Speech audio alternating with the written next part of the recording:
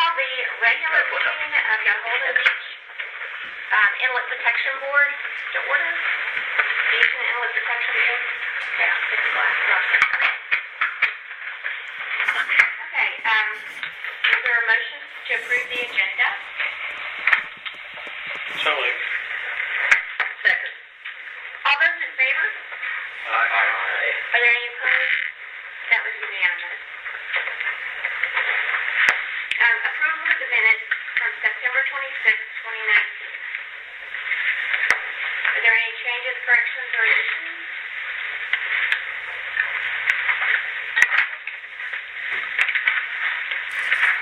If not, could we have a motion to approve the minutes? I'll make a motion to approve the minutes. Is there a second? Second. Okay, all those in favor? Aye. Any opposed? The minutes stand approved as written. Status of the beach inlets and other issues. David Christian.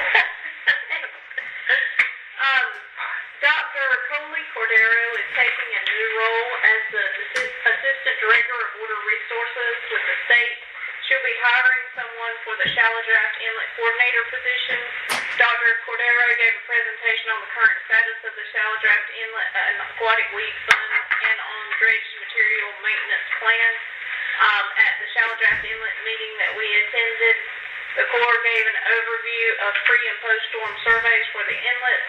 Brendan Dooley gave a project report on the upcoming inlet crossing contract. A schedule was not available at that time, but as of yesterday, there was a phone call from Mr. Dooley, and the merit will begin work today. And the contractor for the inlet crossing project will begin to mobilize and will start work late November into late December. Can I ask you, do you know if they're starting from the south this time then? Is that what's happening? They were in Charleston, and so I'm assuming that that's how that's working, that they're mobilizing this way, and it's different than what they've done in the past. Okay. And that's why we were first instead of normally when we fall in the Easter time frame. Yeah, I'm all for that. Well, we have side tester work starting today.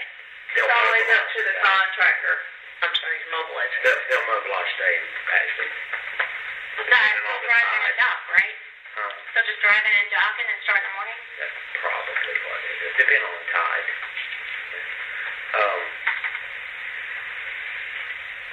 So then on the... Starting on the south end, I mean, there's always a yin and yang between starting here because we dredge the inlet crossing.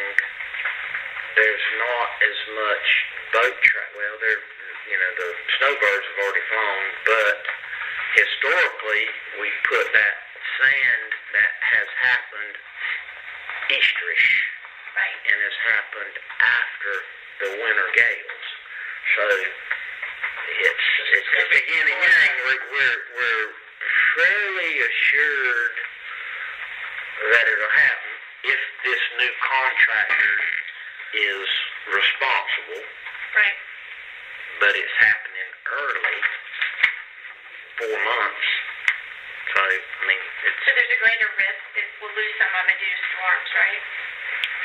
Now, this would be both parts, right? The Ben Widener and the crossing? Tangent 11, yeah. Okay. And then I had a question about, we had talked about that sand being so light and fine and fluffy, needing sand fencing and all that. Are we going to install that? I know that David had some conversation with the Beach Nourishment Association about sand fence, and then I don't know if you had any follow-up that they agreed to do that or not, but if not, then we'll be looking to do that at the town as the budget allows. Yes, sand fence and is really a must to go in there, and I've communicated with the Renourishment Association, and I believe tentatively they're supportive of being able to provide about a third of the sand fence that we would need to put out there, so that that should be able to happen. We just got to get the sand there first. Right. And this is a proposed work schedule. It hasn't been approved by the Corps yet, but Okay, we'll see. okay. Do we know approximately how much sand they're expecting to get? Approximately? It's always, highly variable because it's an in situ measurement, meaning that it's a volumetric calculation that's underwater, which includes water in the mass. Yeah. But if I believe that 150 to 180,000 cubic yards was the estimate. Okay. And if that is any indication of prior production, then in terms of how far that is about from Amazing Grace to not quite Blockade Runner. So that's it's a good bunch. And even if it's a couple, 3 blocks short of that, it comes west anyway. So it all filters down. So it's a good project. Okay, good. Sorry.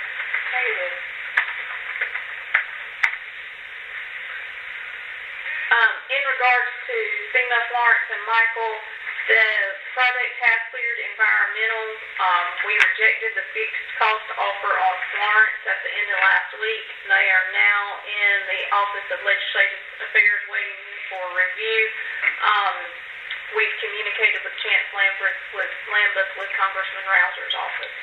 I want to interject here. If I may elaborate on what that means in terms of rejecting a fixed cost offer. FEMA has a program that they'll agree to provide you a fixed cost based on an engineer's estimate. Mm-hmm. We don't think that's good business for us because of the highly variable nature of the dredging industry. You can bid a project today and it'd be $25 and bid it tomorrow and it'd be $125. So and when you sign up for it, if you were to accept the fixed cost offer, you're obligating yourself to the production amounts that are in the project. So you don't just get to take their fixed cost offer, and if a bid comes in less than to produce half of what you lost, you still have to do the whole thing. Yeah. So that is not a good business decision. So we've rejected that, and we're going for the normal, and it's a bit more drawn out based on actual costs incurred. That I just want y'all to understand that, because we will get FEMA funds 75 and the state funds 25%. So all of the expenses we incur, regardless of what the market dictates, will be reimbursed. Now, it's a cash flow issue, and there's another aspect of that, but it can be accommodated, we believe. But the fixed cost in terms of a beach nourishment project is too risky. It is just too risky for us. What it works well for is a circumstance where you're buying a generator. You know about what it is, and you can go ahead and get that done. It just doesn't work for dredging. Well, especially in this case, because there's so many communities that are looking for dredging as a result of those two storms. We're all on the same glide slope. So, well, it's not just communities here in the United States. If they're pumping in Dubai, that means that the dredge plants worldwide are going where the money is, and we're not going to be able to compete with the princes, the oil sheiks, building sand islands in the Arabian Gulf. Do you see a concern about the timing, about the 2-year windows? When does our 2-year window start if we take that kind of an option? Will that impact us? I can foresee that this project could very well extend up to 5 years. So we will have to possibly get extensions on it. And when I say 5 years, is that all the way to close out? Is it because we have to bid it for 2 different years in order to get a good price? We have a bad weather year. I mean, this isn't driving through McDonald's and getting a Big Mac, y'all. These are long-lived, high-dollar projects that are impacted by worldwide events. So, we're still cleaning up Irene and Matthew, those projects. Actually putting a dredge sand project out there. It's possible to do it, in year 2. Might take year 3. It might take year 4. But it's something that we have to work. The other thing I was going to add on to that about the Office of Legislative Affairs is that when the state met with us, they were actually here about Dorian, but getting back to these storms and talking about this after we kept the state down after making state after class. The state sees this as a holdup because basically it is to allow the congressman the chance to sign off and things for his area, and they think it's a step that could possibly be skipped to speed things along in the future. So they were going to look at maybe reaching out in the future to have representatives to be spoken to so that maybe this step can be eliminated and it speeds the process up a bit. Okay.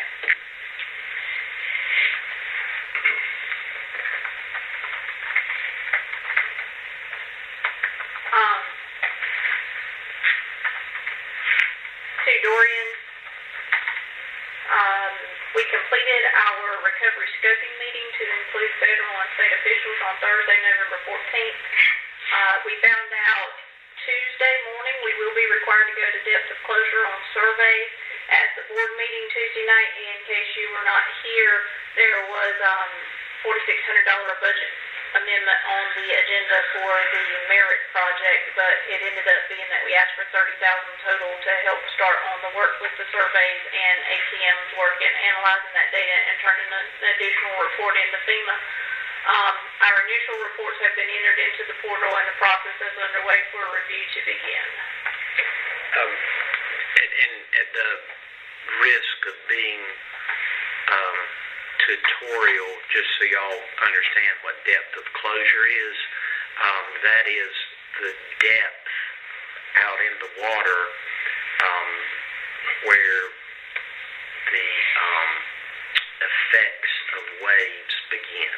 So if you think about it in terms of how deep do you have to go out, here it's 25 or 30 feet. And that's before a wave actually starts to form. So that's why whenever we talk about the beach is really in the water too. That's why that calculation. And normally what we do, this is just a bit of tradesmanship here. Tell me if I'm being verbose, but after a storm, we're able to quickly get an approximation with doing wading depth surveys. We can eyeball how much our dry sand beach by just going out there about 5 feet deep and getting that data collected so that we can share that in order to get a declaration made. And then on the comeback around, so sometimes when we report losses for sand, it'll change after we have to go out deeper. And what we've seen in the last couple of years, couple of storms, is because we've had repetitive losses that used to previously, it would be accepted just to go, out the wading depth, get an eyeball estimate, and that would carry forward. Now they're coming back and wanting us to go out to full depth of closure. We're fortunate in the fact that this last time it actually sent the amount of sand loss up. Now, will that happen with this? I don't know. But it's the process works, and that's how we do it. And we were complimented by that team on our early entries of reports into the system and storm damages based on previous storms, and so that was a good thing to hear, at least, even though we don't have worksheets in hand for other projects. The process that we've been doing this so much, which is not a good thing for us, is that we are prepared for our meetings when they happen.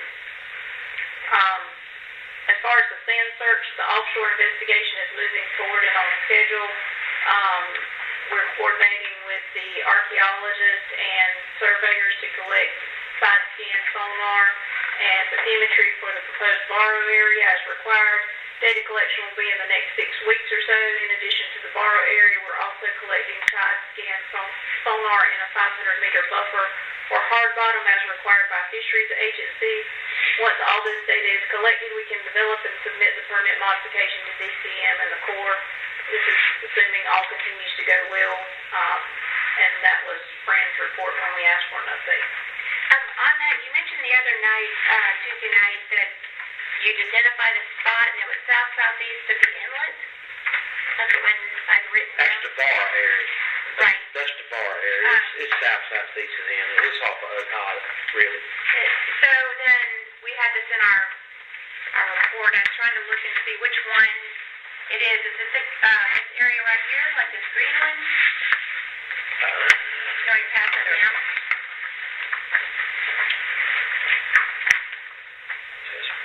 Okay, so it's by where our old Central Reach was. Yeah, that's exactly what it is. Okay. I was asking Christy earlier, I sent her a summary of our neighbors. Because you remember the marine fishers actually dumped a bunch of reef materials out there next to it. Yeah, really Semi-compromised our area there. But we're looking inside the 3-mile limit, right? Yeah. Okay, sorry.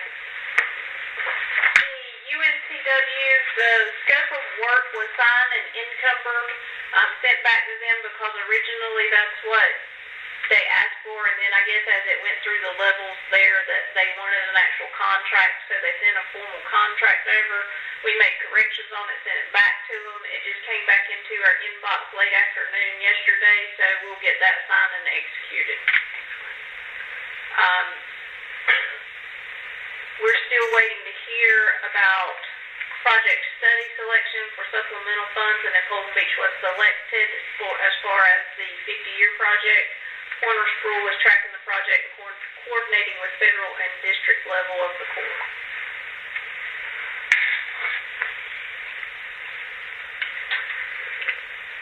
And moving on to sand fence, I know people have questions about sand fence because some of it, especially on the east end, looks really bad. We can't do anything with sand fence until FEMA Dorian is approved as far as project worksheets. Steve Mercer with Coastal Transplants has been out harvesting seed from our beach the last couple of weeks as far as vegetation goes. I spoke with the mat distributor that we usually use at the ASBPA conference, and I have a price quote in hand that we need to sign off on ordering our mats, and they did agree to give us our discount early this year. So instead of waiting further into the winter to get that, we'll be able to get that executed and those ordered. And the beach signs are still on order. And then in general, because of the northeaster that seemed to come through and the reports on the beach this past weekend, we did take a look at the beach on Monday with a drive down the beach to inspect it. The sand fence looks worse down on the east end as far as needing repair post-storm, and most of it's at least 70% buried along the east and central reach sections. It looks like the rack line came up to the sand fence and vegetation along the eastern reach and moving toward the pier, but not as far up on the beach as you move from the pier west. Lots of shorebirds were out taking advantage of the quiet strand. We almost blew away. But subjectively speaking, it didn't look like there was any erosion because, my eyeball test is is the orange pinkish sand. Yeah. That it just looked like there was sand on the beach, especially on the east end where we had a scarp area about in front of your house, little inland. And that appeared to me that it's filled in. You know, that where it had scalloped out there pretty good. And it really looked like the berm on the front all the way down had humped up pretty good. There wasn't any scarfing that I saw. You know, we still got a pretty steep slope.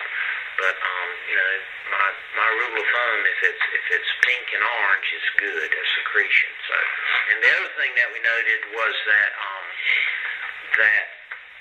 the water was still stirred up, and in the foreshore, the small waves that were breaking, it was full of sediment, and that's not an erosional characteristic of a wave. That's a deposition process there. So whenever it's a northeast wind, you know, it depends on where the swell comes from, and this appeared to not be an erosional event for us.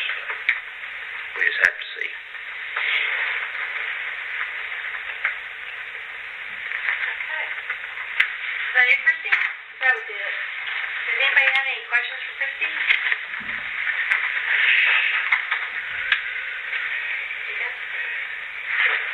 So, a quick one.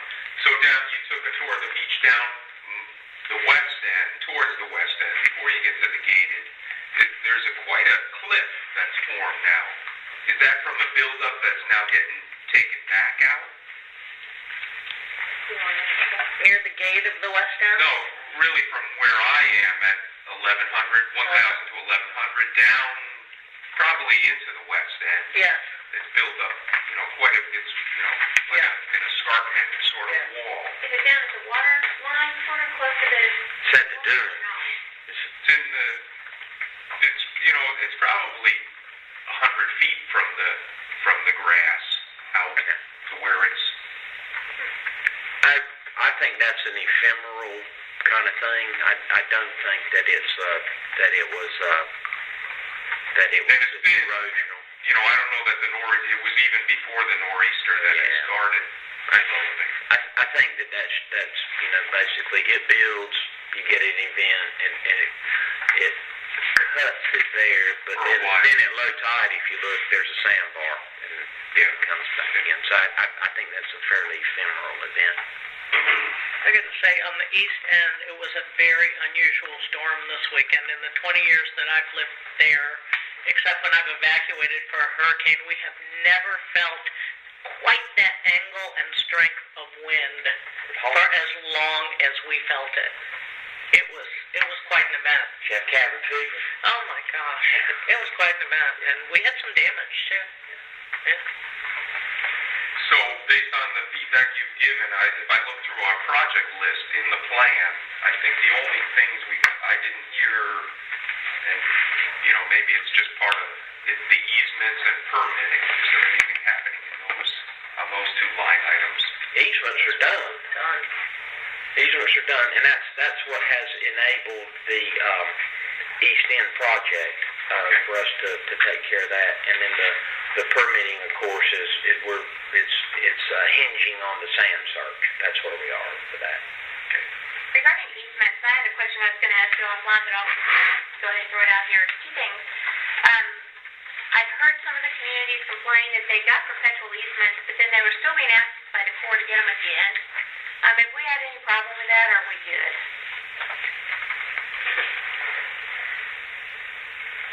There would have been no one that provided a perpetual easement for the Central Reach project that would have to be asked again of the guy.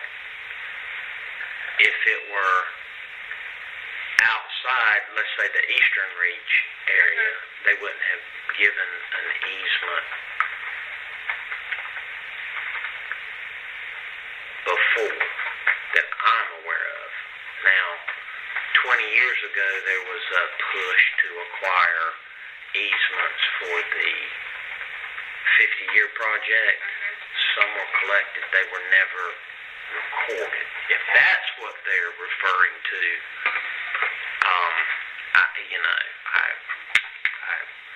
I got nothing on that.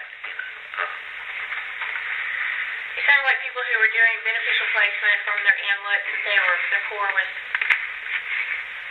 discussing with them the need to redo their easements, even if they already had them. Here at Holden Beach. No, not here.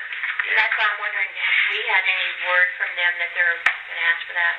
No. That's a real, the complaint was the expense to the community and the effort time. You know. I'm only cognizant of our circumstance that we're dealing with here, and we're good. We're good. Okay. Second question. We talked about we wanted to extend the engineered portion of our beach, and that we'd actually done that down at the west end. That we lengthened that a little bit. Do those? Wait a minute. Say that again. Back when we were doing our report, we talked about how we wanted to try and elongate the engineered portion of the beach so that it didn't stop at 780, but it kept going further west. So that's a future plan that hasn't been accepted yet, right? It's on our list, but it's not inactive. Maybe right. next year. A little bit, though. What we talked about was that, if you look at our report, we've changed the addresses. We're down into the 800s now. Remember we said we had already extended it down a little bit? No. Not officially. We hadn't. It was my understanding that the plan suggested the evaluation and feasibility to do that, but that is a permitting issue. The permit will have to be modified, and that's a different level of doing. Again, I'm going to tell y'all, we don't need to be mucking around with this permit while these FEMA things are going on. We need to forget about that. That may be in the plan. And we're going to go ahead, management's going to say, forget about that.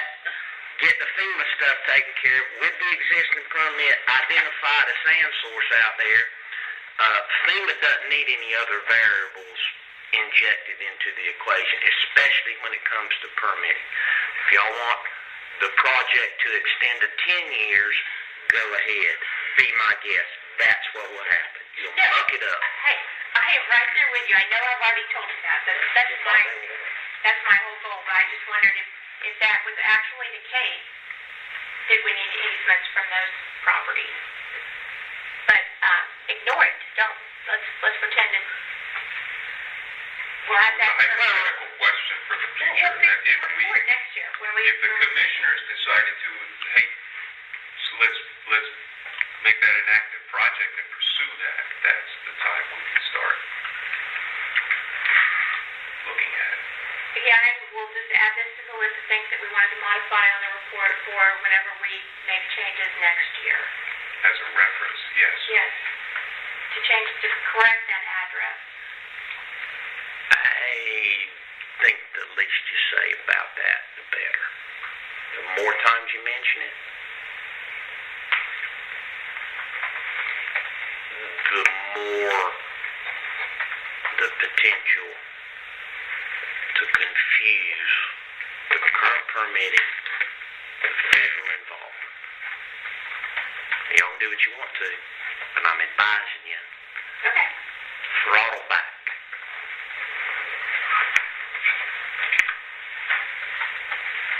Okay. Does anybody else have any questions? Does that answer all your questions, Steve? I think so. I got one little question.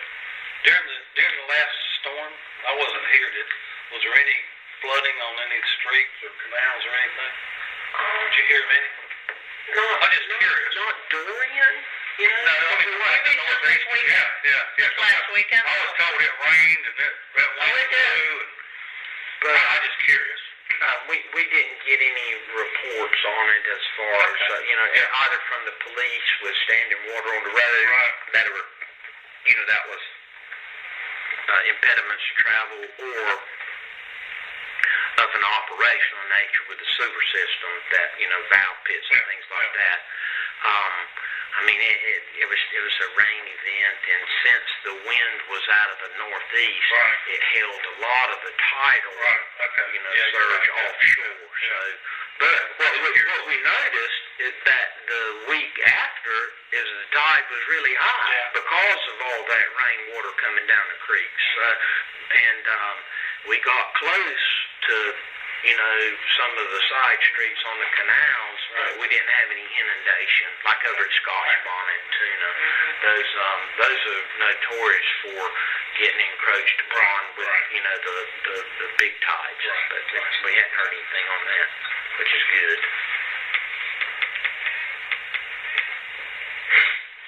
Okay, then we'll go ahead and move along then to Inlet and Beach Protection Board announcements.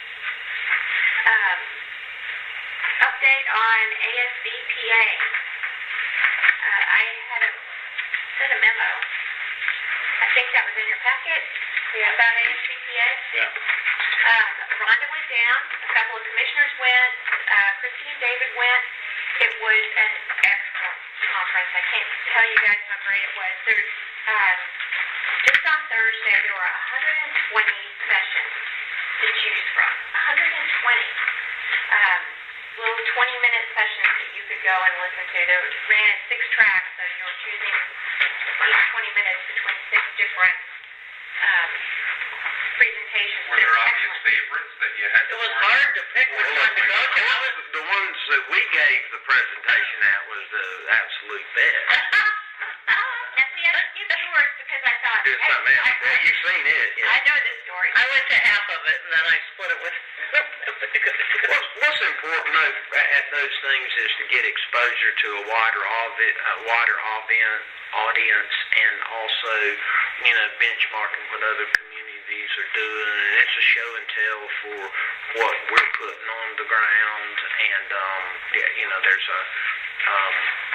I'm sure that Christie's price break on the mats came as a result from interfacing with the vendor at that conference. So there's a number of vendors there also.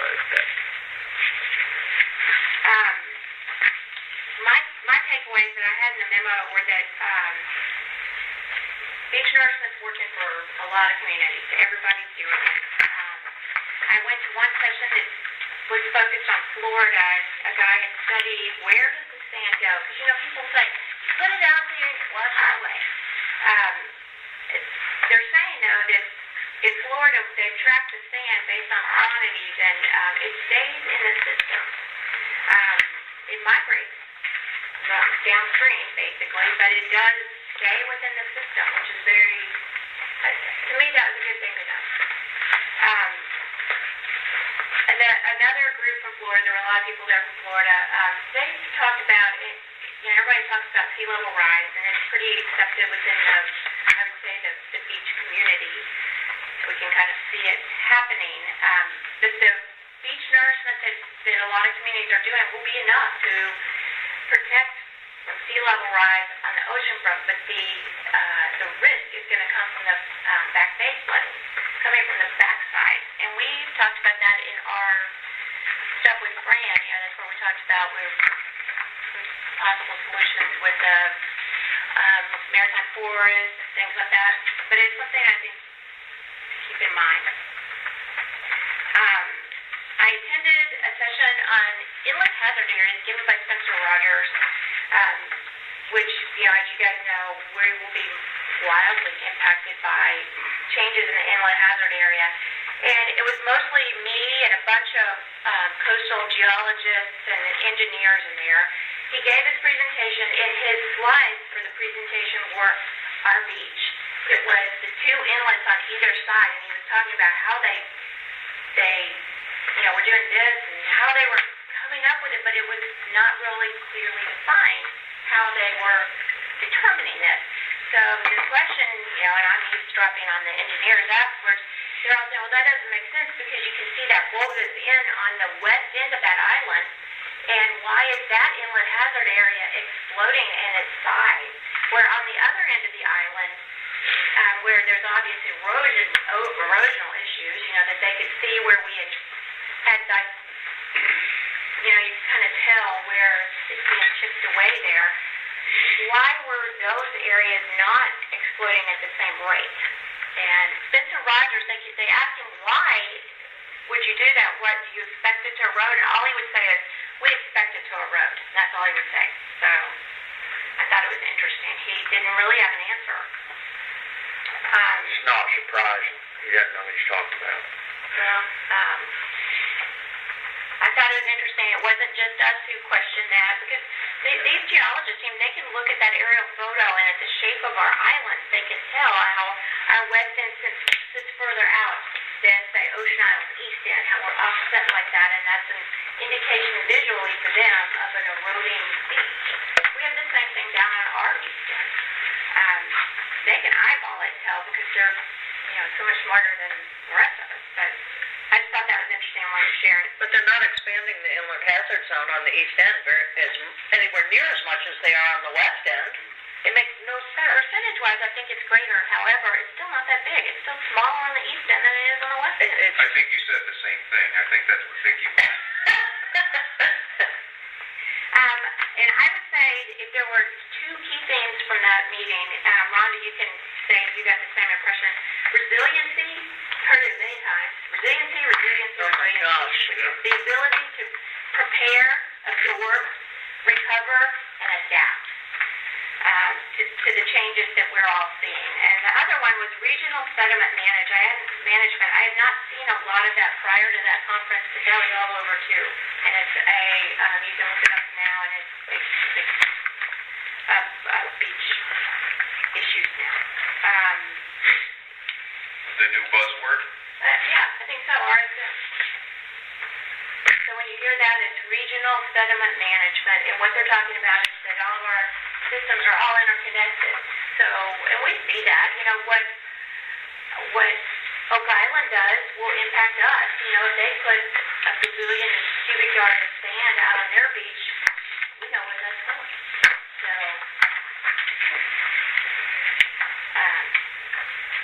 that was my takeaway from the conference. It was a great conference, and I thank the town for sending us, and I'm sorry that the next one will be in California. So, Rhonda, did you have anything else to add on ASBPA? No, I don't think so. I agree with everything you said. It was a really good conference. Lots of great information there. Lots of great people, lots of great networking. Good context. Yeah. Yeah. It was really nice to be in a group with other people who are as enthusiastic about the subject as you are. Byway. How many people would you guess, Vicki, were like in that big room? There were over 400 people. Okay. I mean, it's a lot of people. I was going to say more than that. It may have been. I didn't count. Did you read any numbers in the reports that have been coming out now? No, but we did get an attendee list. We could go back and count and see. Which the attendee list was nice, because you get all these people's names, who they work for, their email address, and contact information. I did put a note in my thing that when you're networking with people and they hand you a card, we should give business cards to hand back, because that's such a weird, awkward thing. It is. I ended up giving people my real estate business card, which is not the right thing to do, but it had my number on it and my email, so. Okay, moving on to byways. Mike and I, the mayor and town staff went to the byways meeting. I thought that was another very interesting meeting. A lot of us went last year. Did you go last year, didn't you? I enjoyed that too. Got a lot out of it. It's North Carolina focused, so you guys heard from a lot of different. North Carolina was more local as opposed to nationwide. Mike, did you have anything you wanted to add? The details are in my memo that I sent to you guys. Once again, I want to thank the town for letting us go, because a lot of this stuff that you hear at these meetings, a lot of it's repetitive. We hear it over and over, but you can always go in and you pick up one or two things, or several things that are new.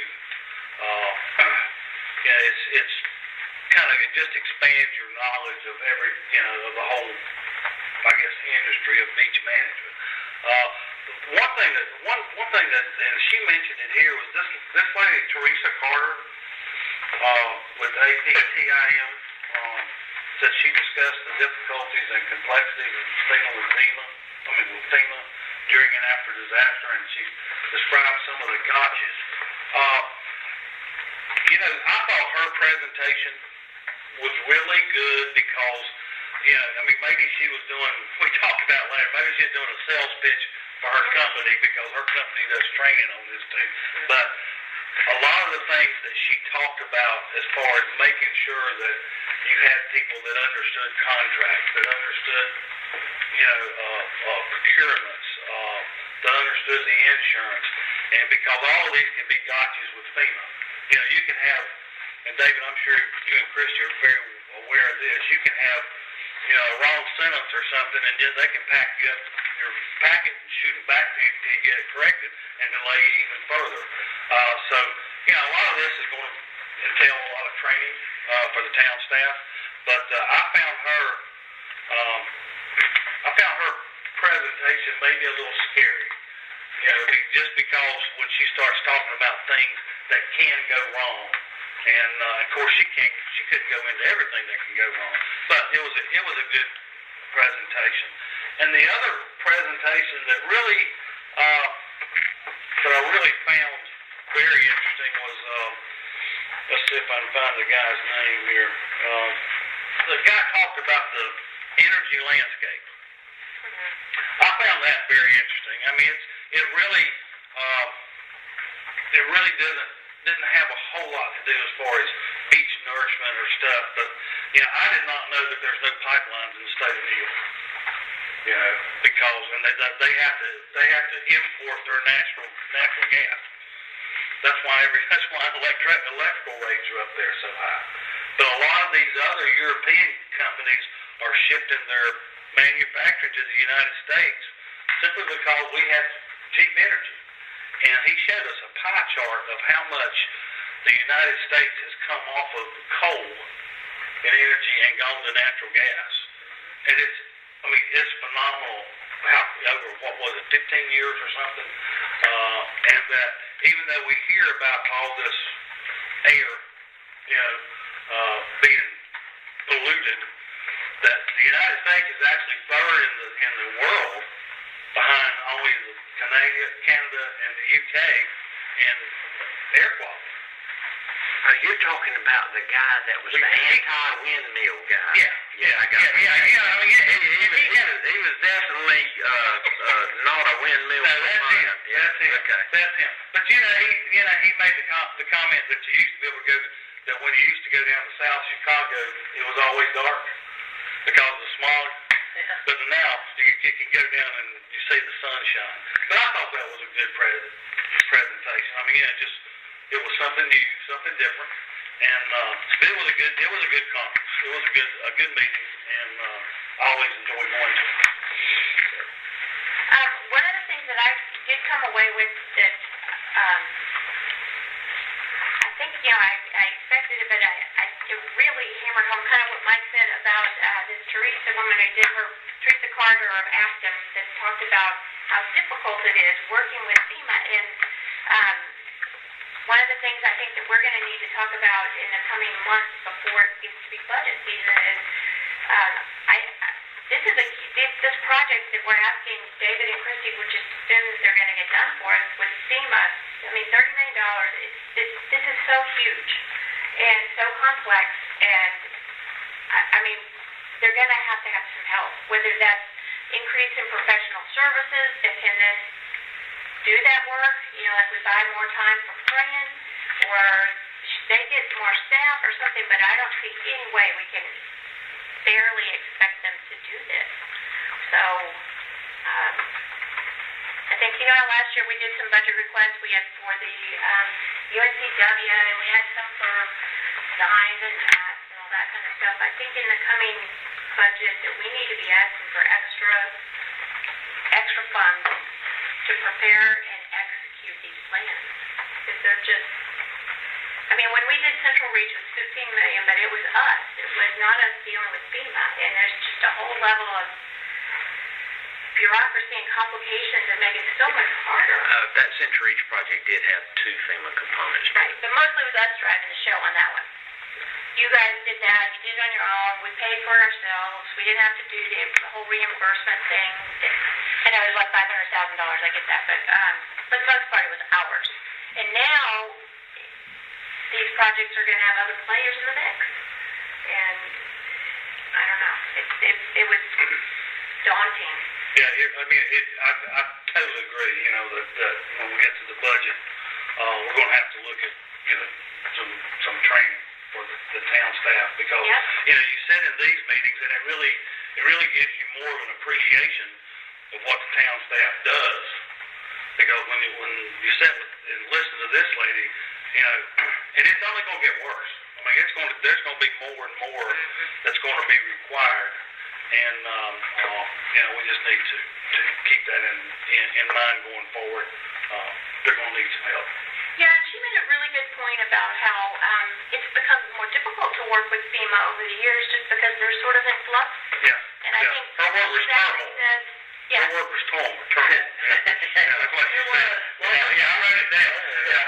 Turmoil? Turmoil. That was her word. She wasn't lying. No, that was her word. But they have no, you know, we keep getting new reps every so often, and they don't have the experience. This isn't like their 50th project they've done. They're learning too, and it's just going to be, the impression she gave was that it's getting harder and harder, you know, when we work with them because of the bureaucracy that you're dealing with, and I just want us to be aware of that and provide all the help that they possibly need to get this done, because I think we all agree that this project is critical to the beach, and we want to see it happen.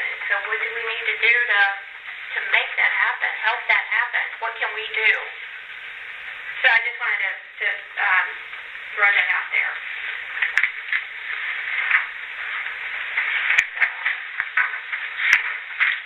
Okay, anything else on byways? I'll tell you, byways has this swag. What? Good conference swag. They had interesting stuff. Moving on, quarterly newsletter. We had all agreed that we wanted to do a newsletter quarterly. We're going to kind of shift that to a little less than quarterly and do one at the end of the year, and it'd be like a wrap-up for the year. Did I get that right? Yes. Okay. So we haven't forgotten it. We're just flipping it a little bit. Have you got in mind like a short topical draft already, or are you asking for suggestions, or how would you like that? I do have a short outline on my notepad of things to do at home, but I don't have it yet. Okay. I'm assuming that's for the December meeting. Mm-hmm. Okay. I wanted to let you guys know that the Brunswick Shoreline Consortium, the Brunswick County, all the towns come together to talk. That meeting that would have happened, I believe it was yesterday, has been shifted to January. So they're skipping this month just due to the holidays as well. What date will that be? I don't know the date yet. They normally tell you what the next one's going to be, and they did not. Okay. So David and Christy, I assume you'll let us know when you hear. Yes. They usually email David? It depends on who's sending the advisory out. I don't know how to get on their mailing list. I put my email down every time, but I don't think they've used that list. So, there you go. The annual beach monitoring report was presented to the VOC last month, and the slides are available under the links menu on the town's website. The report will be there whenever it's available, and I think we all need to read it and understand it, digest it, be up to speed. And I also want to ask you guys to please bring your calendars to the December meeting, and that we can look at our 2020 dates, because I'm sure we'll have holiday impacts again. Our next meeting is December 19th. If you recall, we moved forward 1 week because of Christmas. We were also, last year we talked about doing the Christmas tree project, which the town did last year. And Mike, you want to... Yeah, we, last year, David was at a distributor and asked about the leftover trees, and they worked it out to get them, and they put them on the beach. And Christmas trees are actually, a lot of people think they're a better sand collector than beach grass. And so we talked about it, and Christy and I have talked about it, and she's going to contact her, with some distributors and see if we can't get some Christmas trees. Hopefully we'll have a better plan by the December meeting, and work with the Boy Scouts to do a project, and see if we can't place some additional Christmas trees out on the beach. I've made contact with 2 stores so far, both Lowe's in Charlotte and Southport. The overall manager feels like it's a good thing, and he doesn't see a problem, but he needed to check with people over the lawn and garden section and make sure they hadn't made promises that he didn't know about. Okay. Don't a lot of people put their used Christmas trees up at the Beach Mart where Len Holden is up there?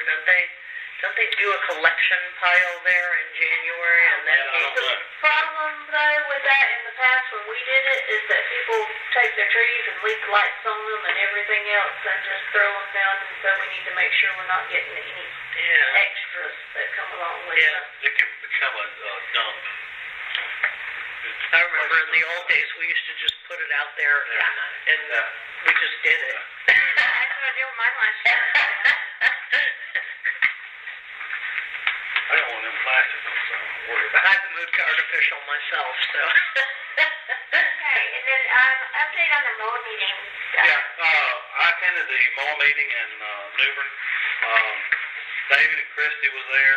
Commissioner Butler was there. Here again, it's a lot of the same stuff. We got an update from the shallow draft inlet fund, and then we got an update from the Corps as far as their dredging plans. I wrote a memo, just kind of read over it. I think probably one of the biggest things that came out of here was the new database that they're going to set up for dredge material for non-federal lands. And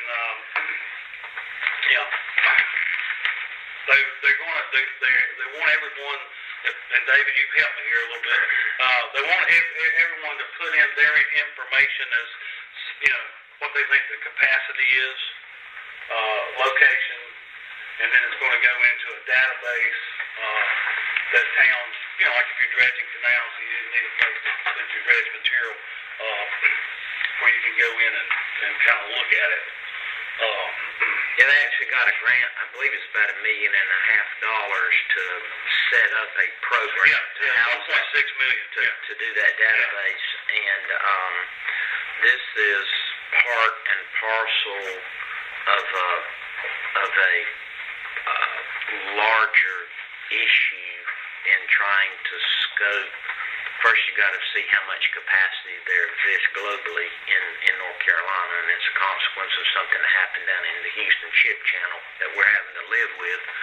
And we saw the impact of that with our canal dredging, because we had to we weren't able to access our dredge spool area that the town actually owns, but the Corps has an easement over, and we had to cobble, a solution together. So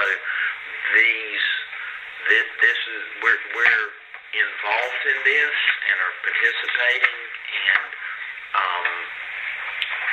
it's another example of being at the table when these issues occur, so that you can optimize your local circumstances and needs.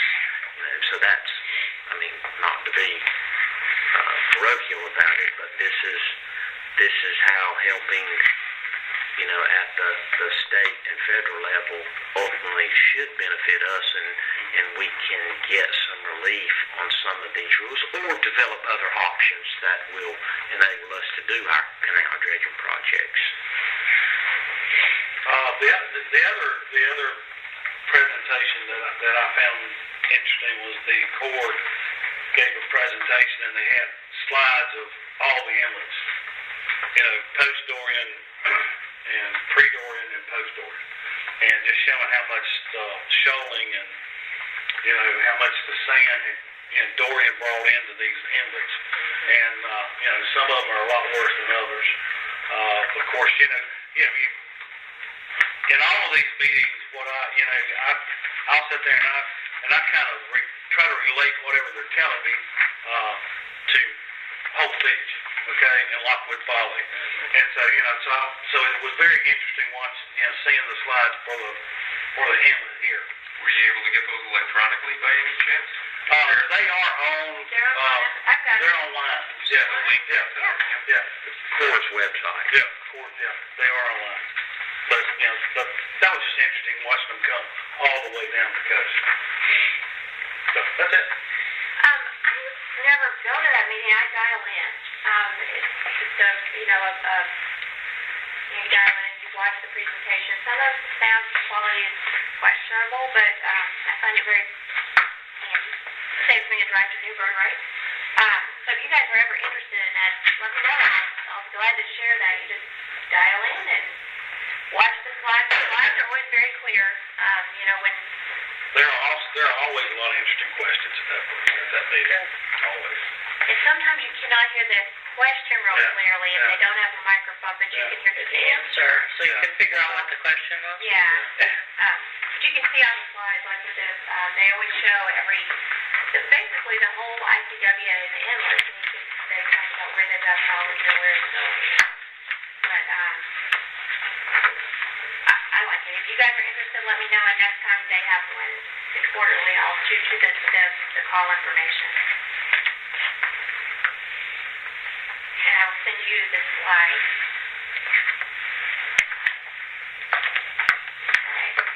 So now we're down to consensus of report to the Board of So Commissioners. before we go off that, this is kind of our open. Two things. There's the Commissioner Pat had brought up she's going to have some sort of document that spells out how she wants interactions between these subcommittees and the commissioners. Is that available? I think in the town meeting they said that would be shared, but I don't ever get anything after the town meetings. There's the packet for the VOC meeting it was a 3-page document that she put together that describes it, of what she was kind of looking for, and then she had a different one. So I didn't see it on the back table. Yeah, it was a different one. It wasn't on the back It table. was a little bit. No, that one wasn't on the back. So can we request that? The It's idea in is the packet that was sent out. we should take a look at it as a team and give feedback at the next town meeting, I think. Is that what she sort of spelled out? So I'm looking at Christine now. She did ask for feedback. I don't, you may want to do that individually, but the packet is online, and you can just scroll in the town packet down to the So online, to me, the World Wide Web is a huge place. HCTownhall.com. All of the agenda packets go under Board of Commissioners. Okay. And so it'll have the packet for the meeting, and you can look at the 3 pages, I think it was. One was information, one was 2 boards, and one was a form for the town manager and the attorney. I've got that stuff I can send to you. Okay. Then the other thing, on our agenda here, and I did bring this up at the outset because I thought we'd talk about it now, but number 4, status of beach inlets and issues. I'm wondering, the idea of this plan is that this becomes a working document and we actively use it. Can we somehow change that and then, really in essence review the ones that are active within the plan? So that, when Christy reviews this, okay, number 1 or number 2, whichever ones are active, she can tick down through this list and we can use it to kind of keep everything in check and or ask questions when it gets to a particular item if we had things brewing over the course of the month. That makes sense? Will you repeat it again? I was capturing your comments from the... So the idea when you give your status, we use this kind of as the format, this list of projects that are active, that you guys are actively managing and working. Rather than jumping around, I know you're in essence covering everything, but to me, it makes sense to kind of follow this outline then this becomes the working document that we make sure we keep it in front of ourselves, not only at the meetings, but over the course of the month.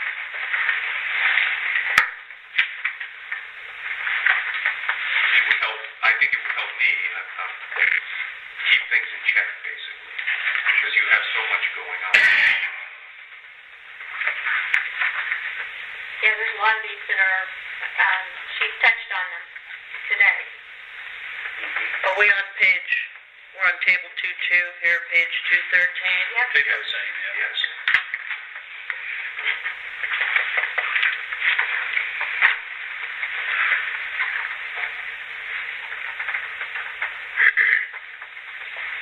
You know, like I had a question on the central reimbursement. We make a mention there in the description that we're remediating and mitigating impacts from Hurricanes Florence and Michael, and really we've added Dorian to that now as well.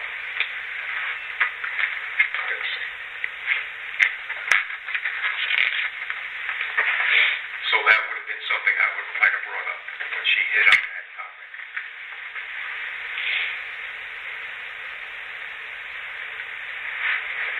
I don't mind working on building a report from that. What I typically do is based on what we say in the agenda setting meeting beforehand, the topics that they want to see covered, but I don't mind looking at that to build a report So from. maybe when you guys do the agenda meeting, you can use You know, this there's as your basis for that. 10 or 12 active projects, and maybe only 6 of them are really active. Yeah. And maybe that's how we begin with, Yeah. okay, I'm going to hit on numbers 3, 4, and 5. Just so this You mean becomes, just because we you know, put the time in? we call this a report, but in reality we want this to be sort of an ongoing plan. Just because we put the time, effort, and money into this, you actually want to use it now? Yes. Okay.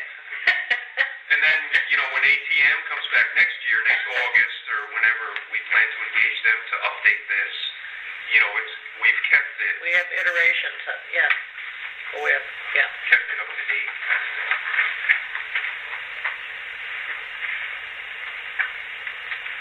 That's all. Good idea. I got a question, David.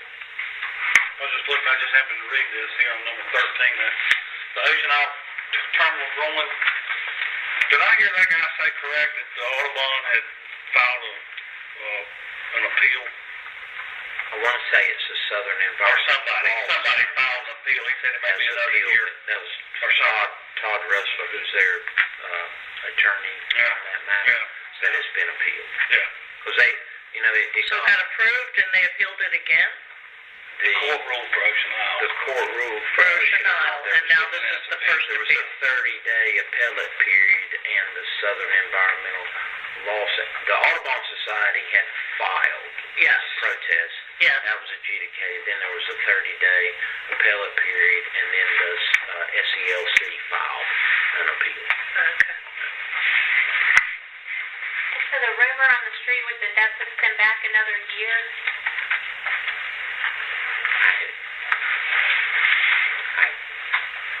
Okay.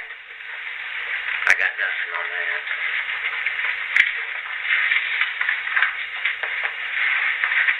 Okay. So does anybody have anything else before we move on to our report to the DOT?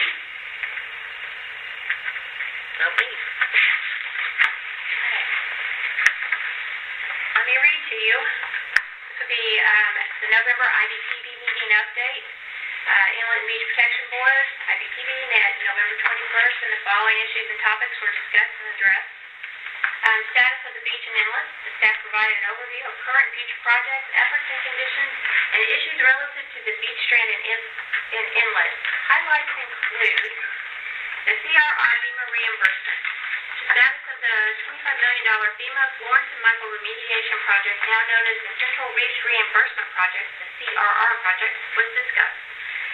The approved project worksheets needed before work can start have cleared environmental review and are now in the Office of Legislative Affairs pending release. Anything else we needed to? So that didn't mention Dorian. That's the next step down. Sand search. The sand sourcing needed for the FEMA CRR project is moving forward. All borings have been taken and are being analyzed. Next up is an archaeological assessment and a check for hard bottom. The area targeted is south-southeast of the Lockwood Folly Inlet. So back in the first bullet, isn't it all 3 storms now? I've got a question on that. The next bullet I have here is Hurricane Dorian. Total losses for Dorian are estimated at $4.6 million, including 5,000 plants, sand fence, and about 400,000 cubic yards of sand. These numbers have been transmitted to FEMA. We've been notified that additional survey information to depth of closure will be needed. It has now been determined that these losses will roll into Florence Michael remediation or be dealt with separately. I made that up. So. Okay, and I'm going to say, yeah, you, not that it's not true, but you made it up, because we didn't talk about it today. We had talked about losses in the past and numbers, but today, what I covered was that we completed our recovery scoping meeting with federal and state, and the date we are going to be required to go to depth of closure, and initial reports have been entered into the portal. So all the stuff that you mentioned on the losses and the dollar amount was covered at the last meeting.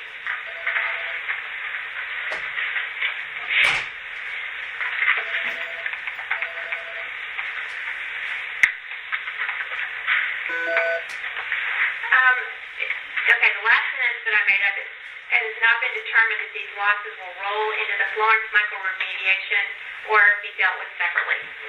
We didn't talk about that. I mean, that's a true statement, but we didn't talk about it.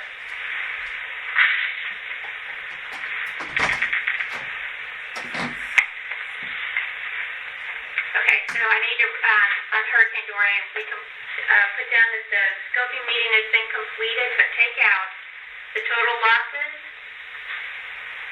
Some of this I put in for context, but... Did it come through in last meeting's note? Yes.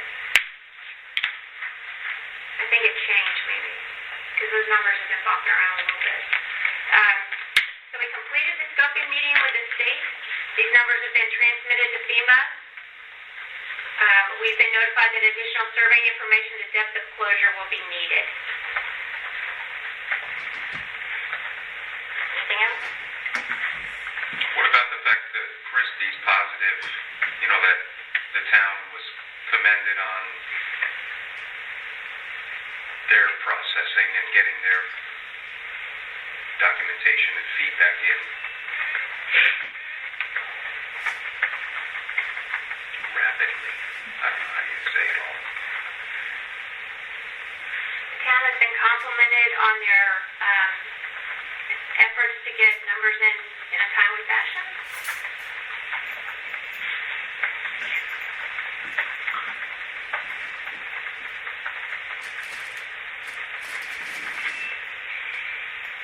That almost doesn't do it justice. Yeah, I know. They're kind of, it sounds like they're the benchmark town kind of thing. May I suggest, and the staff's ability to engage with FEMA's technical processes to include their grants portal.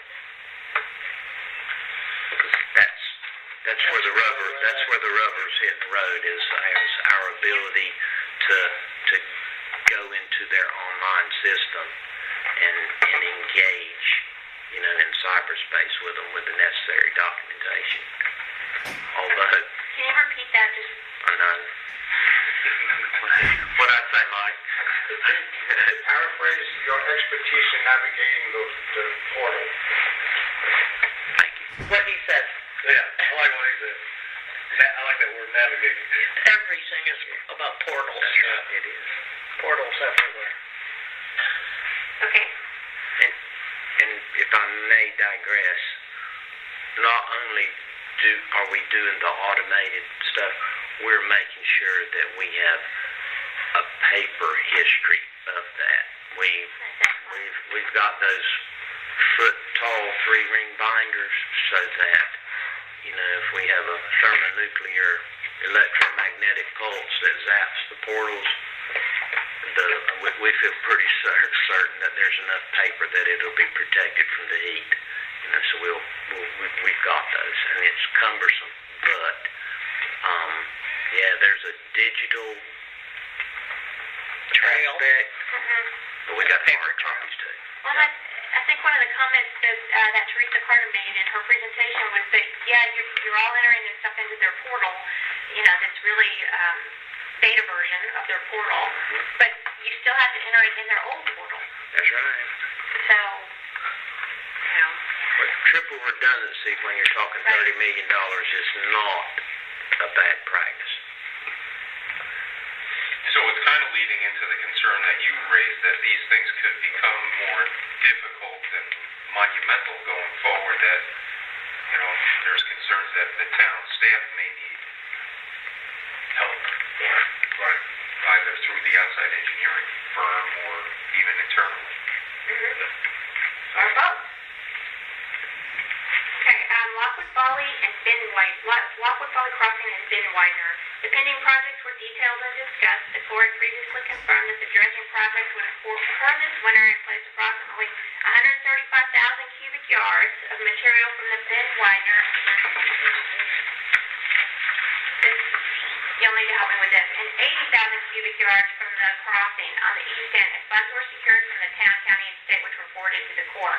Now, is it 135 plus 80? That's my understanding, but again, it's an in-situ measurement depending on where and when the surveys were done, so. So awesome. Qualifying it with an estimate word is fine. I think I have approximately down there.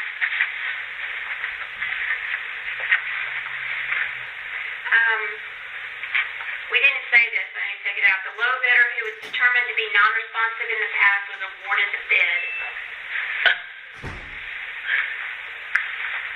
The Corps expected to have a schedule and work plan from the dredger by November 12th, but that has not been provided to them. But it has been now. The proposed schedule of work. Proposed schedule. Late November into late December.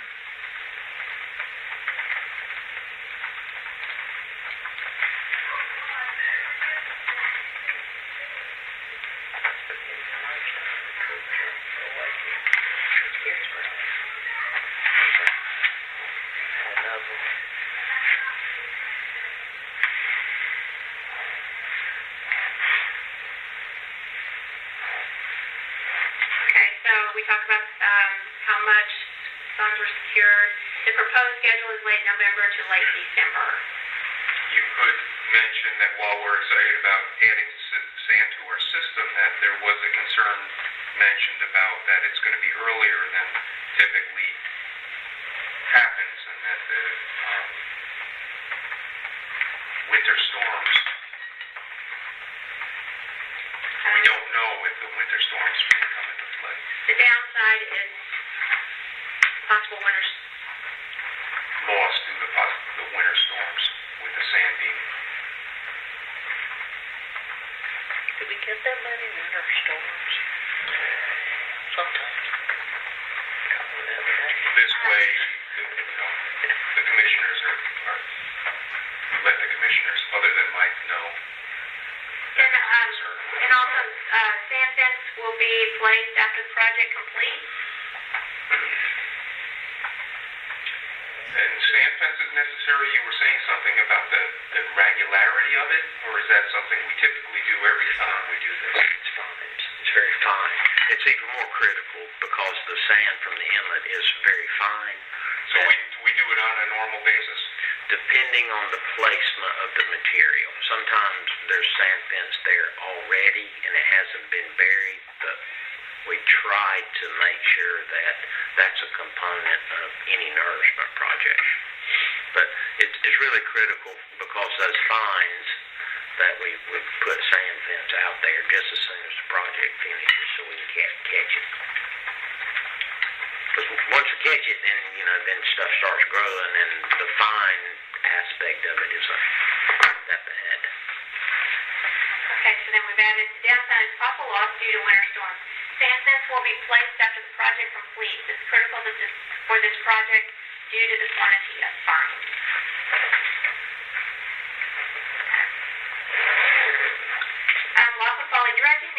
experiencing shoaling from Hurricane Dorian. The town will be participating in a county-led dredging event of the outer bar using the Merritt Sidecaster dredge to clear the inlet. The town will be contributing 25% of the local share. And the Merritt will begin work 22nd.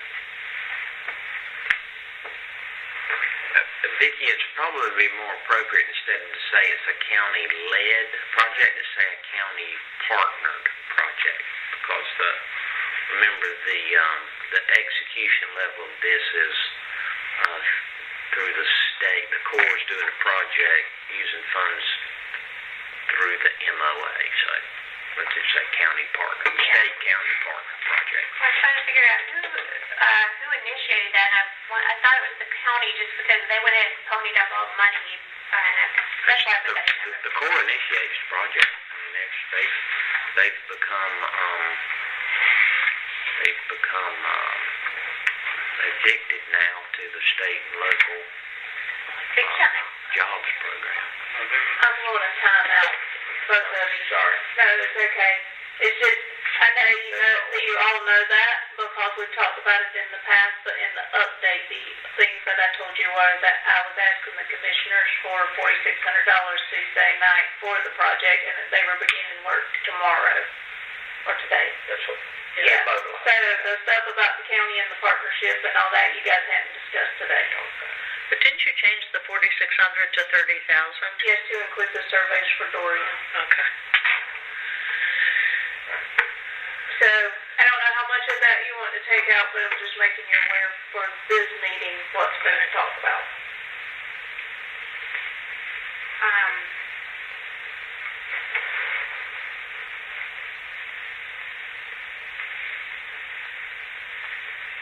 Okay, here's what I've got in there right now. You guys tell me which one to take out. Lockwood Folly Dredging, the inlet is experiencing shoaling from Hurricane Dorian. The town will be participating in a county-partnered dredging event. County, state, partner. County-led was what David said. No, that's what we did have. We don't want to. You say Okay. county.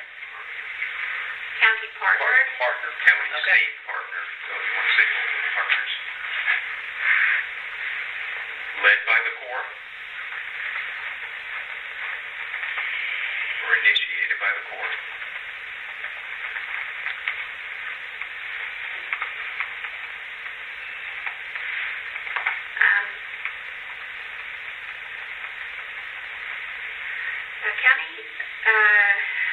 A county-state partnered project initiated by the Corps dredging event at the outer bar using the Merritt Sidecaster dredge to clear the inlet. The town will be contributing 25% of the local share. Then the budget request was put through on the 19th. Is that what we're saying? The budget modification? Budget amendment.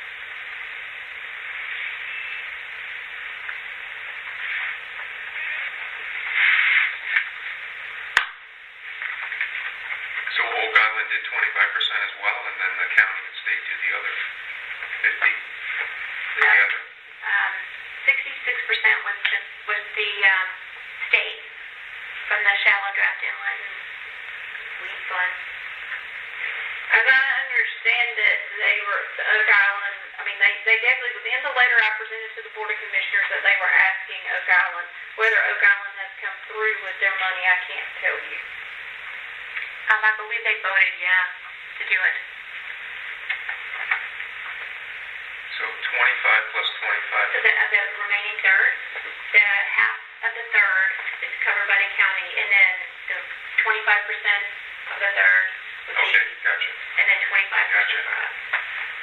And then for what we did, and you guys correct me if I'm wrong, what we did is we used the budget line item for dredging that we already had in this year's budget, but it wasn't quite enough, so that's why they asked for the $4,600 to come up with the total.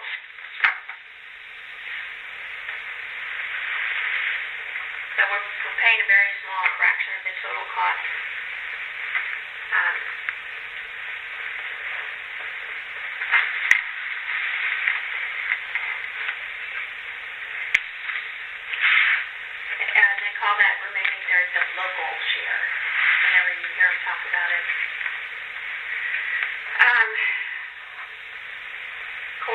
engagements, the GRR/50-year plan, 15-year plan study, and a separate 1966 dune and berm construction projects precipitated from the Wilmington District Corps of Engineers and the lobbyist efforts, and were touched on. Is all I have. A decision from the Corps was anticipated by the end of August, but this decision is still pending.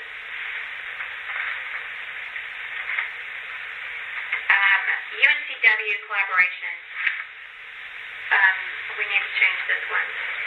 Representatives from UNCW have presented a proposal and scope of work to begin working on the vegetation study in the Inlet changes document. Town staff are reviewing the document. So they've presented actually a contract? Yes. And changes have been made. Or being made. Around the changes.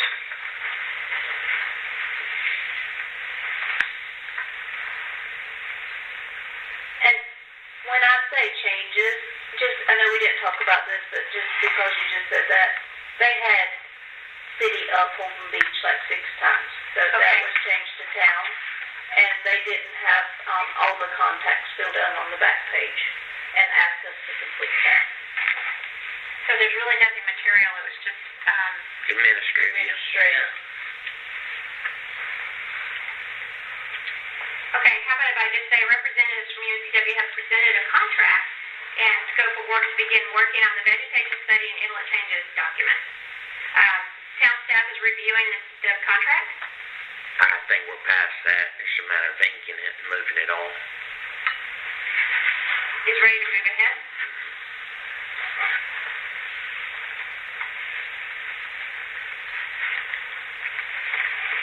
Okay. Other updates. Keep off the dune signs, which are approved in the adopted budget, have been ordered. The annual beach monitoring report was presented at the October BOC meeting. Mats will be ordered this winter. Town management has had engagement with Steve Mercer on vegetation post-Dorian, and he recommends repairs and upgrades to sand fencing and planting of American beach grass. We talked about that last part last time, right? So that last sentence should probably come out. But we did talk about he's been harvesting seeds. I don't know if that's important enough to put in there.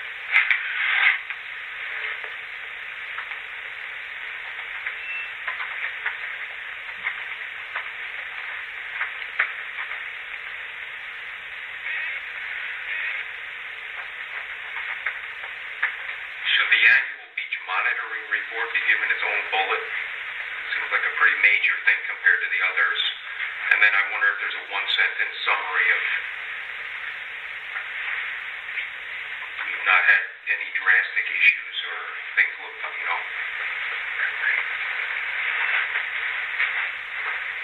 I don't think I heard Fran give the presentation, so I can't. Well, we did talk about it. Yeah, we didn't talk about it here in this meeting. Right. And the actual report's not out yet. Right, Chrissy? In the last 2 days, I have received a digital version, but David and I still need to read that before we release it because inevitably we're going to get questions and we need to have read it first. I'm about halfway through. I think Edie Cash plans to start on the Nosy Kansas end of this week, so we should be prepared to do that within the next little bit of time. But it just came through. It's come through since you and I had our discussion. So, then, can you email that to us, or can you send us a note when you're done with it and have it on the We can website look so we online. know? Yes, I can tell you when we're done, and either it's a share file that he gave to us, so I have to figure all that out, but it will be available. And you guys actually get a hard copy like that when we get them, but the hard copy's not come through yet. The commissioners get a hard copy.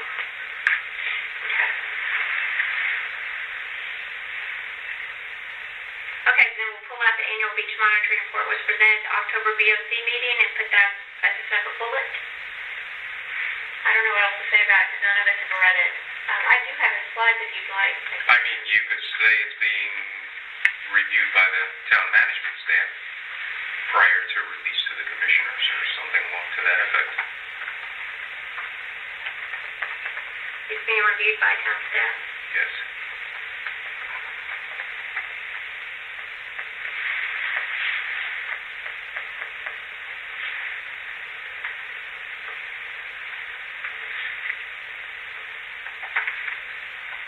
I'm going to send you the slides.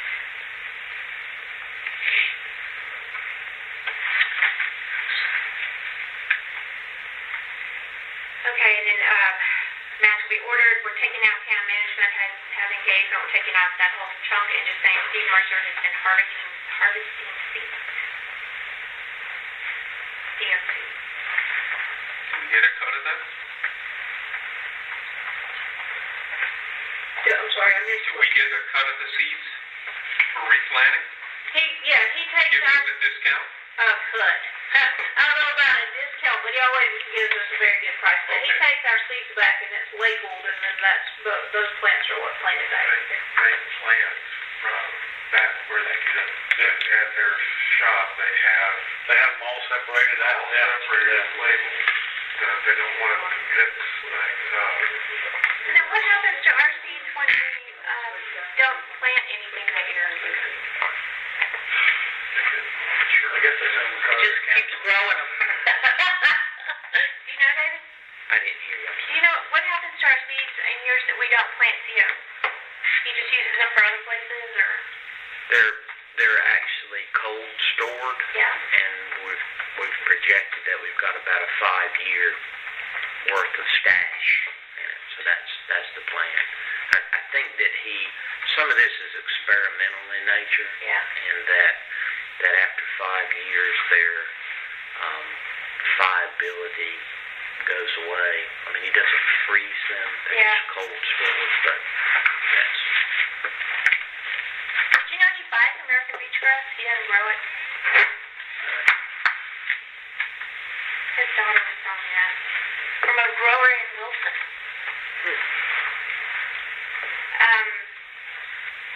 Okay, that's all I had for updates, and then I had meeting updates. Brunswick County Shoreline Protection and IBTV was represented at the meeting October 2nd. The next scheduled meeting will be in January. ASBPA members, commissioners, and staff attended the American Shore and Beach Preservation Association, ASBPA, national meeting October 22nd through 25th in Myrtle Beach. The town of Holden Beach presented on the Central Reach project at the conference. Quarterly MOA meeting. IBP members, staff, and a commissioner attended or dialed into the quarterly MOA meeting in Newbern. Holden Beach will receive over 21,000. We didn't say this, but Holden Beach will receive over 21,000 from the state to cover surveying expenses from. take it out. It's got to come out. I'll explain that. We've talked about it in, I know, at least DOC meetings before, but we already received that. We received it back in July. It was turned in at the end of last fiscal year, and we got our check July 19th. So it's already been reported in previous meetings. She just had, I guess, a slide update and was including everybody that had got it from Florence. And it was the first time that the state, to my knowledge, had released funding, because normally those are survey and engineering or things that we turn in to FEMA. But because we have done Florence through the state for those invoices will now just be state related, and we have that check already. Was that Florence or Dorian? Florence, because Dorian just happened.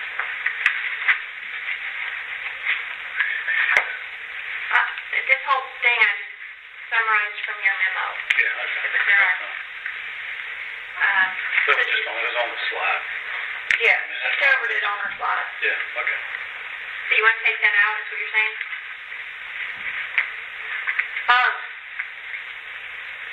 You guys didn't talk about it. It is in the agenda packet. I'm not real sure on reporting it to the board because the board knows it already. If you want to do that, I would change your sentence to say that we received, because we're not going to receive it again. It's already in miscellaneous B card showing up. We received it in July. I think it's good to keep saying that, because other people could be reading these too. Because these come out in the BOC packet.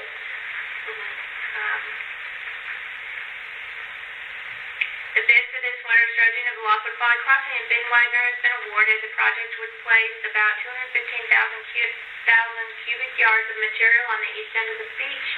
The side-caster dredge Merritt will be in the inlet this month to alleviate shoaling from Hurricane Dorian.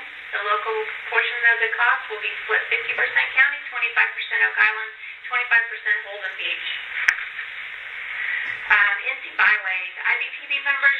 So why do I think you already had a vote Yeah, you on did. that? Already, I feel like we're repeating that. That could be, You talked about the fencing. Well, we had a vote on that. You Yeah. talked about the fencing afterwards. Yeah. yeah, we're just doing this with the meeting updates, so I'm just summarizing. Can I ask a favor? The bullet that you say that the town provided a briefing at the ASPBA thing, would you call out myself, Christy, and Fran by name in there? I want to get credit where it's credit's due.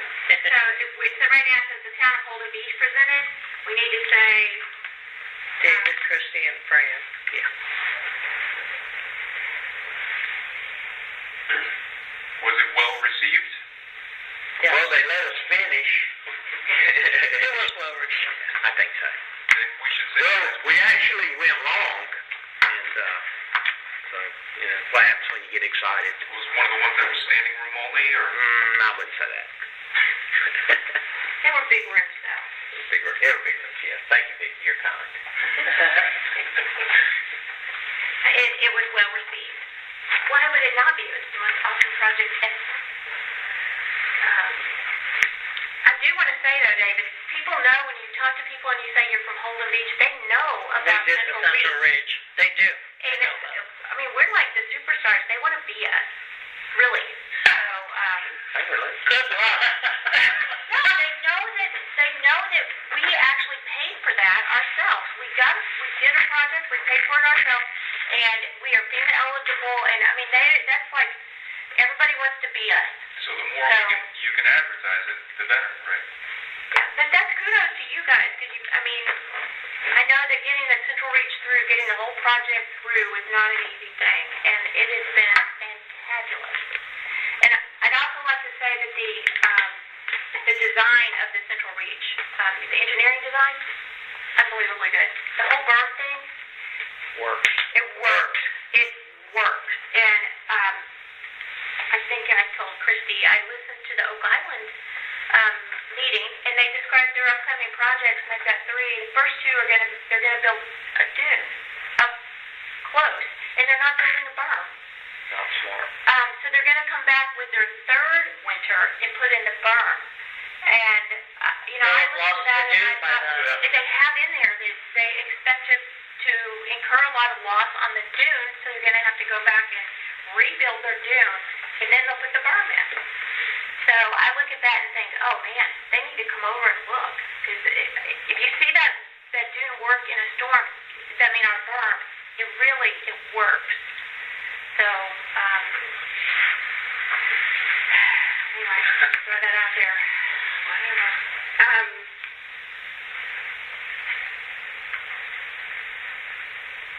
So that one section was a repetition. Yeah. You want to take that out? These are kind of outside meetings, right? Yeah, I just wanted to update the meetings that we're attending. I think what he's talking about is the merit and the crossing. I think you covered it twice. You started with it early, and then you were... Well, yeah, I did. It comes in under our Lockwood Valley dredging. We talked about it because we talked about it today, and you updated it. And it's covered here under the MOA meeting. So you're saying take that out? Okay, I see what you did. Basically, I just went back through Mike's memo, you know, to...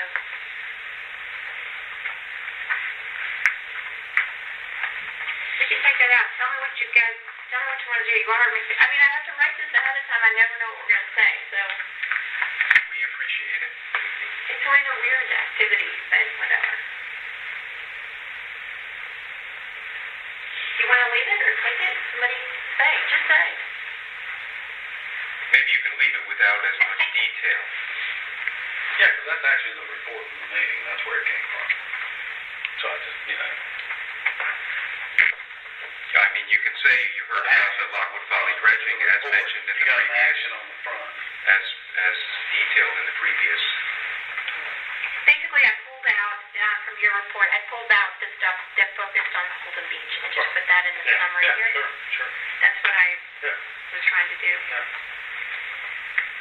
Okay, I'll look at that and try and cut down on some of the detail, make it a shorter paragraph. ICBIWA, Byways Conference. IDTV members, the mayor, and staff also attended the NC Beach Inlet and Waterway Association's annual meeting in Riceville Beach, November 12th and 13th. Holden Beach sponsored a hot breakfast. I don't think we said that. We did. It was good, too.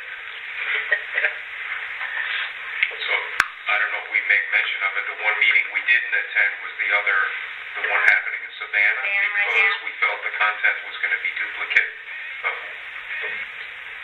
The one in Myrtle Beach. But we didn't talk about that today. We talked about it last time.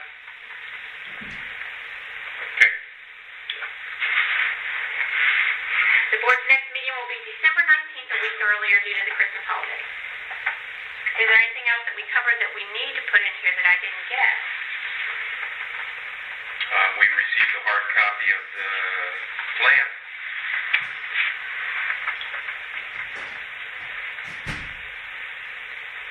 And dated October 2019, so I assume that becomes the official goal of next year's update, to try to get that updated a month or two before October 2020. Revisited, but we didn't talk about that today. So the commissioners all will receive that hard copy plan as well. Currently, I think what has been ordered was for this board, and if they wanted to request a hard copy, they could. There's, I think, maybe 2 additional hard copies that were sent, but it's also online, I think, unless she hasn't posted it yet. Electronic. Mm-hmm. Under status of the beach and inlets, you want to put something on there that we'll start coordinating our update to the plan? Wait, can I go back? But if somebody wants a hard copy in the meantime, we can copy. We can unbind one and copy it. So if there's a commissioner that wants one in the meantime, we can make a copy of it. Should we say that? Commissioners want a hard copy, it can be requested.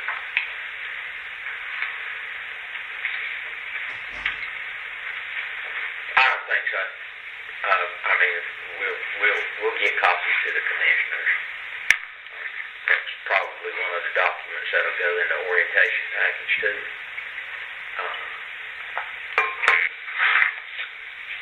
Your question about, gosh, you just asked a question. Using the plan list as Yeah. our kind of our framework for these updates.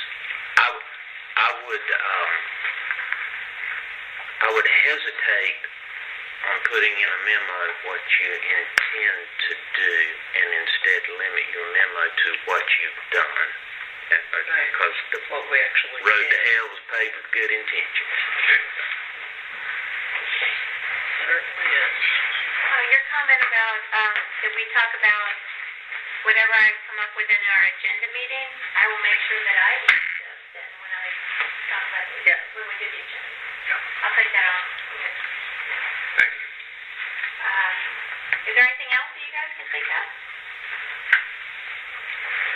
If not, can we go to accept it? Was that it? Pardon me? Move to accept that with, I'll second that. All those in favor?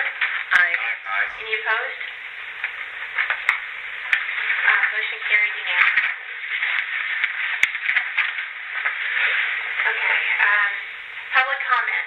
No, thank you. Okay, then, ready to adjourn unless somebody has anything else? I'll move to adjourn. I'll second. I'll third. All those in favor? Aye. I think that was unanimous.